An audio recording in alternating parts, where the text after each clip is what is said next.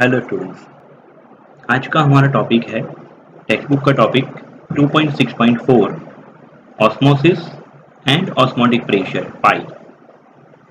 सबसे पहले हम समझेंगे what is osmosis. The spontaneous flow of the solvent molecules, remember spontaneous flow of solvent molecule from the solvent to solution, from the solvent to solution, or from the less concentrated solution to a more concentrated solution through a semi-permeable membrane is called osmosis. Suppose यहाँ पे मैंने एक beaker रखा हुआ है, container के बीच में semi permeable membrane है. Semi-permeable membrane is such a kind of membrane which only allow to passage of solvent molecule. Which only allow to passage of solvent molecules.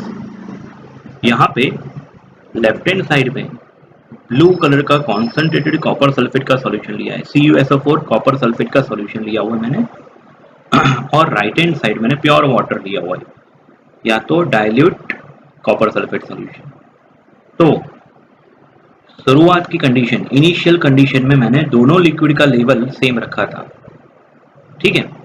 लेकिन ये राइट हैंड साइड के solution में से water molecule का net flow, कुछ water molecule left to right भी आएंगे लेकिन ज़्यादातर मॉलिक्यूल राइट टू लेफ्ट जाएंगे. मतलब कि ओवरऑल नेट फ्लो पानी का, H2O का जो सॉल्वेंट मैंने यहाँ पे लिया हुआ है वो राइट टू लेफ्ट शिफ्ट होंगे. और फाइनल कंडीशन में क्या होगा, अगर ये पानी यहाँ से राइट टू लेफ्ट गया तो लेफ्ट हैंड साइड का लेवल, लिक्विड का लेवल थोड़ा इंक्रीज होगा और राइट हैंड साइड का लेवल थोड़ा डिक्रीज होगा. This phenomenon is known as a osmosis. इसको एक दूसरे एग्जाम्पल से भी समझते हैं बेटा. अभी हम समझेंगे तीन चीजें, पहले डिफ्यूजन, दूसरा ऑस्मोसिस और डायलिसिस. डायलिसिस हम 5th चैप्टर में समझेंगे. ये चैप्टर में डिफ्यूजन के बारे में थोड़ा बहुत टेक्स्ट बुक में दिया है और ऑस्मोसिस के बारे में ज़्यादा दिया है, ठीक है. तो डिफ्यूजन क्या है बच्चों? Suppose we have a beaker in which we have take water. अभी वाटर पार्टिकल्स के अंदर हमने थोड़े बहुत सॉल्यूट पार्टिकल डाल दिए. ये जो ऑरेंज कलर के पार्टिकल है वो सॉल्यूट के पार्टिकल्स है, ठीक है. ये पार्टिकल छोटे छोटे पार्टिकल्स है वो सॉल्वेंट के पार्टिकल्स है, और बड़े ऑरेंज कलर के पार्टिकल्स जो है वो सॉल्यूट के पार्टिकल है. डिफ्यूजन क्या है? Moment of solute molecules from an area of higher concentration to an area of lower concentration. मतलब अगर हमने कंटेनर के अंदर पानी भरा और पानी के अंदर हमने कोई रेड कलर का सॉल्यूट डाल दिया, कोई पाउडर डाल दिया जो पानी में डिसॉल्व हो सकता है ऐसा, तो क्या होगा? छोटे से एरिया में हमने पाउडर डाला, फिर भी वो पाउडर के सारे मॉलिक्यूल्स इतने घुल मिल जाएंगे पानी के साथ, and they form homogeneous mixture, uniform mixture, ठीक है ना. तो that process is known as a diffusion. Diffusion gas में भी होता है, यहाँ पे हमने डिफ्यूजन समझा लिक्विड के अंदर, ठीक है. देन हम लोग समझेंगे बेटा ऑस्मोसिस के बारे में. अभी हम लोग समझेंगे बेटा ऑस्मोसिस. ऑस्मोसिस के लिए मैंने पहले बताया semi-permeable membrane is required. Semi-permeable membrane which is only allowed to passage of solvent particle, ठीक है. अब ये semi-permeable membrane के एक साइड में लूंगा.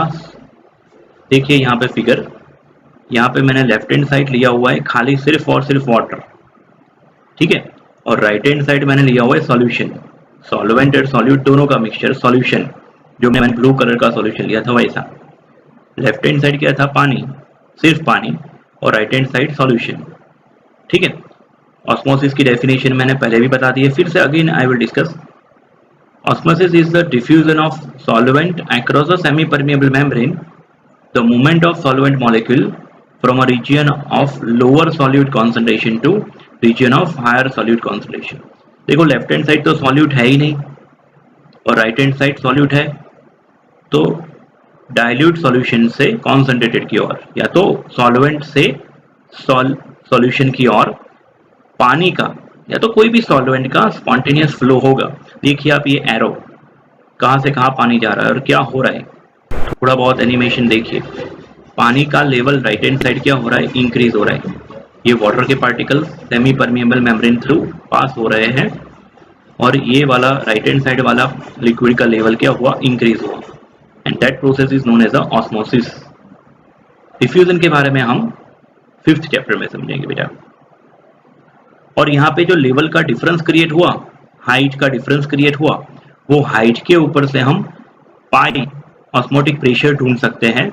पाई यानी pressure, pressure is equal to rho g h, density into gravitational force into height के ऊपर से हम क्या ढूंढ सकते हैं बेटा, प्रेशर ढूंढ सकते हैं।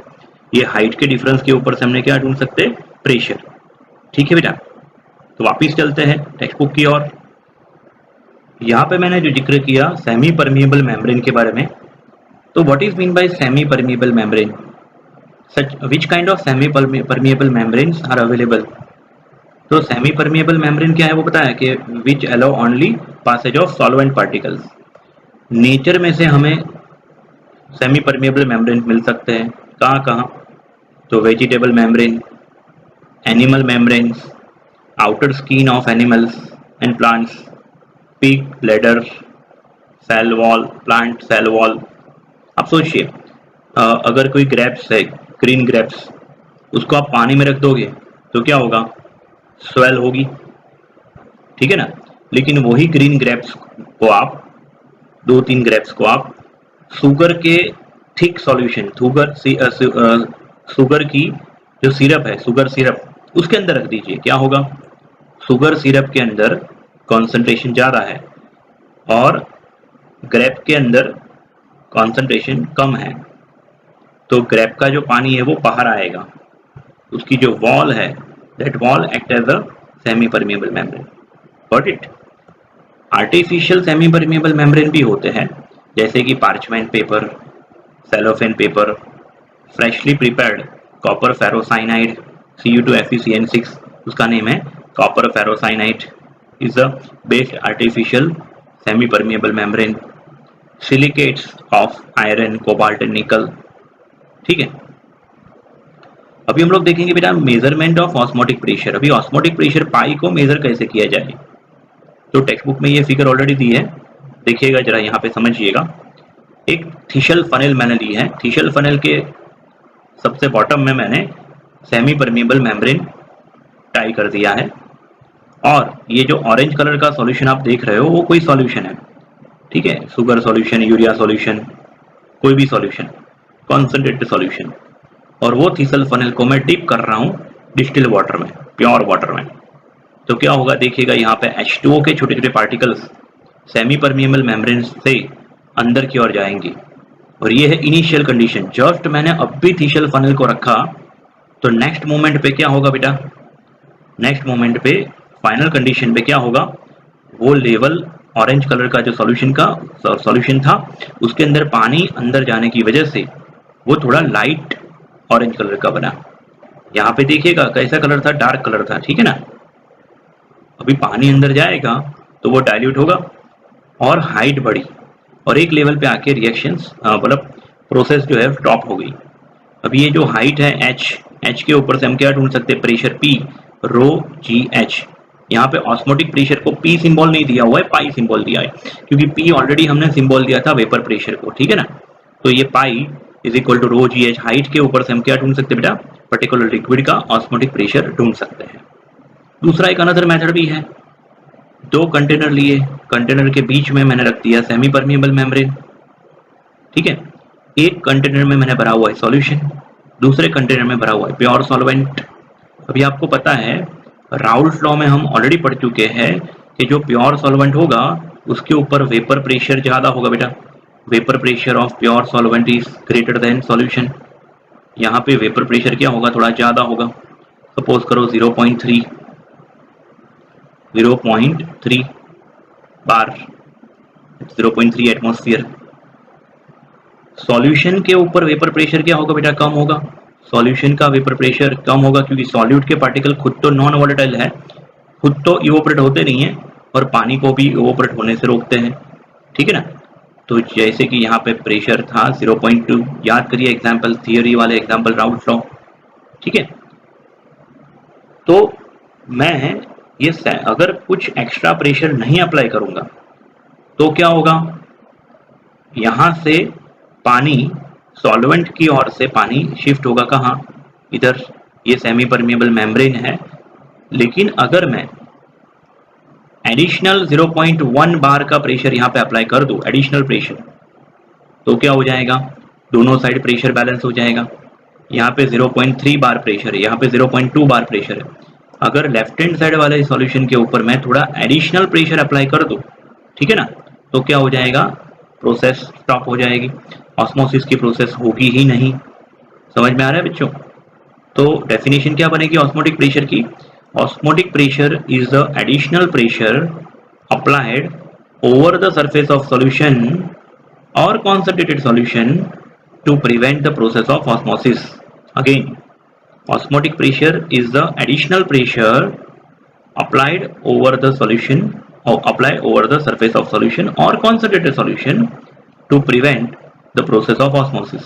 ठीक है, समझ में आ रहा है बच्चों? बहुत ही आसान है ये।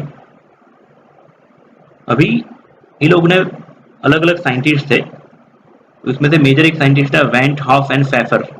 वेंट हॉफ एंड फेफर ने Boyle's law, Gay Lussac law, Avogadro law, combined gas equation का थोड़ा बहुत सपोर्ट लिया और उन्होंने एक्सपेरिमेंटली प्रूव किया कि पाई यानी ऑस्मोटिक प्रेशर कंसंट्रेशन के और टेम्परेचर के प्रोपोर्शनल में है। याद रखिएगा, ऑस्मोटिक प्रेशर जो है pi is proportional to concentration and directly proportional to as well as temperature. तो इन दोनों को कंबाइन करते तो क्या बनेगा, pi proportional to C into T. C means molarity concentration and T means temperature in kelvin.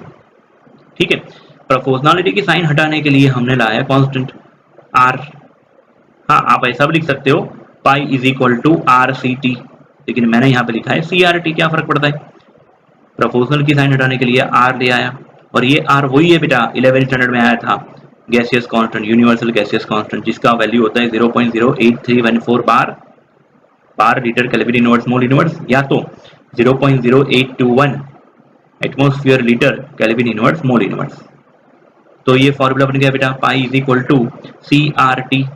C means mole per litre molarity, R means universal gaseous constant, T यानी temperature in kelvin. अभी molarity का formula क्या है बेटा, mole of solute N2 upon volume of solution in litre, जिसको मैं symbol दे रहा हूँ V। अभी ये C को रिप्लेस करूंगा N2 बाई V से, तो फॉर्मूला क्या बन जाएगा बेटा, pi is equal to N2 RT by V। Pi is equal to ये C के बदले मैंने क्या रख दिया N2 बाई V, तो इक्वेशन बन गया pi is equal to N2 RT by V। V उस तरफ जाए इक्वल टू के उस तरफ पाई के साथ मल्टीप्लाई हो जाता है, तो pi V is equal to N2 RT।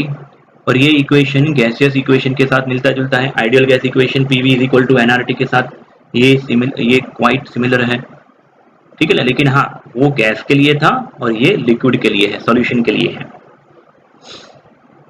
अभी यहाँ पे N2 यानी कि मोल of solute, mole of solute यानी क्या होता है बेटा, mass of solute upon molar mass. तो ये सेकंड नंबर के ऊपर से मैं थर्ड नंबर का फॉर्मूला भी डिराइव कर सकता हूँ। N2 के बदले मैंने क्या रख दिया, W2 अपॉन M2, बाकी सब कुछ एज इट इज। तो pi is equal to osmotic pressure is equal to W2 RT upon M2V। मैं रिपीट करता हूँ, W2 यानी मास ऑफ सॉल्यूट, M2 यानी molar mass of solute, R यानी यूनिवर्सल गैसियस कांस्टेंट 0.08314 बार या तो 0.0821 एटमॉस्फेयर, T यानी टेम्परेचर इन केल्विन, V यानी volume of solution in litre. Osmotic pressure का यूनिट इधर बार या तो एटमॉस्फेयर में होगा। ठीक है बच्चों, फिर हम लोग देखते हैं biological importance of osmosis. Plants absorb the water from the soil through their roots due to osmosis. Because the concentration of cell say inside the root hair cell is higher than that water present in the soil. मतलब जो plant होते हैं उनके roots के अंदर जो sales है उसमें पानी की कॉन्सेंट्रेशन कम है और सॉइल के अंदर जो पानी है वो ज़्यादा है, तो क्या होगा, पानी अपनी हायर अमाउंट से लोअर अमाउंट की ओर जाएगा, रूट्स के अंदर जाएगा, फिर ऊपर की ओर जाएगा। ये प्रोसेस में osmosis plays very important role. ठीक है, in animals water move into different part of the body under the effect of pressure of osmosis, process of osmosis. आप सोचिए, हमने समझो पानी पिया तो वो डिफरेंट हमारे स्टमक से डिफरेंट डिफरेंट टिश्यूज तक कैसे पहुंचता है?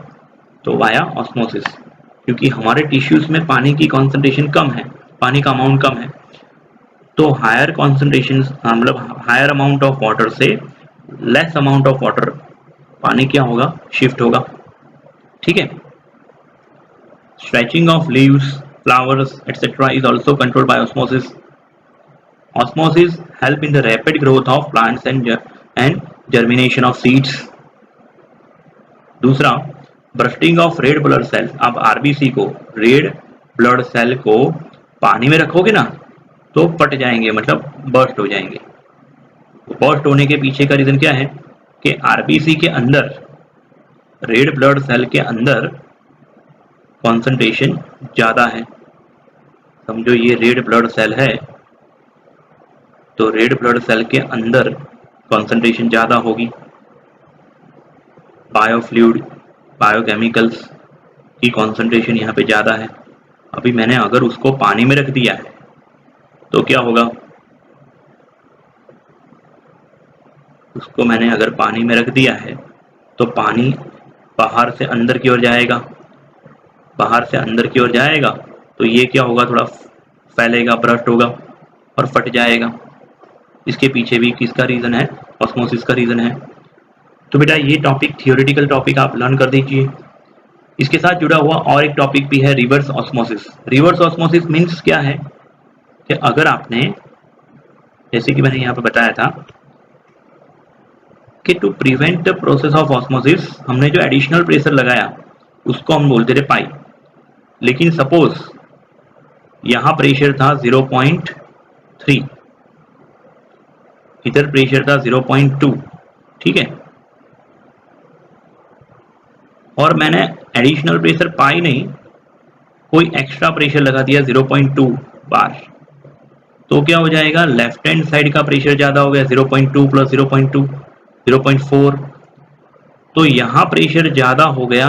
इसकी वजह से ऑस्मोसिस का जो फंडा है उससे अपोजिट पानी मूव होगा, water move from concentrated to dilute. Osmosis से पूरा रिवर्स होगा। Such process is known as a reverse osmosis. Textbook में देखिए, बहुत ही आसान शब्दों में समझाया है। ठीक है बेटा, तो नेक्स्ट वीडियो में हम देखेंगे ऑस्मोसिस के साथ जुड़े हुए न्यूमेरिकल्स। तब तक के लिए ये थियरी पूरी लर्न कर दीजिए टेक्स्ट बुक में से। मिलते हैं बेटा नेक्स्ट वीडियो में।